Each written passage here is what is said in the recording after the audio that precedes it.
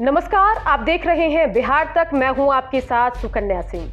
बिहार में कोरोना संक्रमण की वजह से पंचायत चुनाव की तारीखें लगातार आगे बढ़ रही है। ऐसे में माना यह जा रहा है कि अगर समय पर पंचायत चुनाव नहीं हुए तो विधान परिषद की भी सूरत बदल जाएगी और सबसे ज्यादा असर बीजेपी पर पड़ेगा और इसके अलावा आरजेडी की भी स्थिति यहां पर बदलती हुई दिखाई देगी।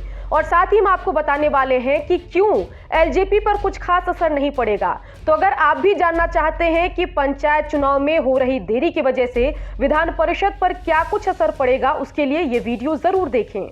चलिए अब जानते हैं कि आखिर पंचायत चुनाव में हो रही देरी का क्यों असर पड़ेगा विधान परिषद की सूरत पर। स्थानीय क्षेत्र के इस चुनाव के मतदाता पंचायत और नगर निकायों के निर्वाचित प्रतिनिधि होते हैं। क्षेत्र के लोकसभा और राज्यसभा के सदस्यों और विधायकों, विधान पार्षदों को भी मताधिकार है, लेकिन हार जीत का निर्धारण पंचायतों, नगर निकायों के निर्वाचित प्रतिनिधियों के मतों से होता है। तो चलिए अब जान लेते हैं कि आखिर 2015 में क्या कुछ हुआ था। पिछली बार पंचायत चुनाव के तुरंत बाद विधान परिषद का चुनाव हुआ था। 11 जून को अधिसूचना निर्गत हुई थी, 7 जुलाई को मतदान हुआ और 10 जुलाई 2015 को परिणाम घोषित कर दिए गए। 17 जुलाई 2015 से नए सदस्यों का कार्यकाल शुरू हुआ। वह इस साल 16 जुलाई को समाप्त हो रहा है। चलिए अब जानते हैं कि इस पूरे मसले पर वरिष्ठ पत्रकार का क्या कहना है। पंचायत चुनाव अगर डिले होता है तो विधान परिषद में जो लोकल बॉडीज और पंचायत से चुन करके आते हैं 24 लोग, इनका भी चुनाव नहीं होगा। तो अभी विधान परिषद में भाजपा के 26 सदस्य हैं और 26 में जो 14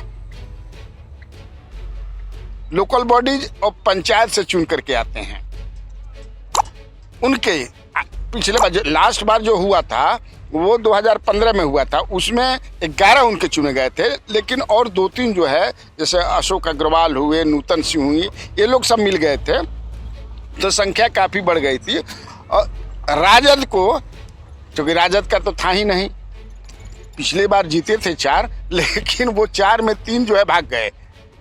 तो इसलिए भाजपा अंदर की जो सूचना ये भी है कि भाजपा इसको लेकर के थोड़ा परेशान है, इसलिए कि वहां जब इनका घट जाएगा विधान परिषद में तो ये माना जा रहा है कि फिर नीतीश कुमार को ये आसानी होगी कि अपना कोई परिषद में चेयरमैन बनवा दे, मतलब कि जनता दल यू का कोई चेयरमैन बन जाए वहां पर।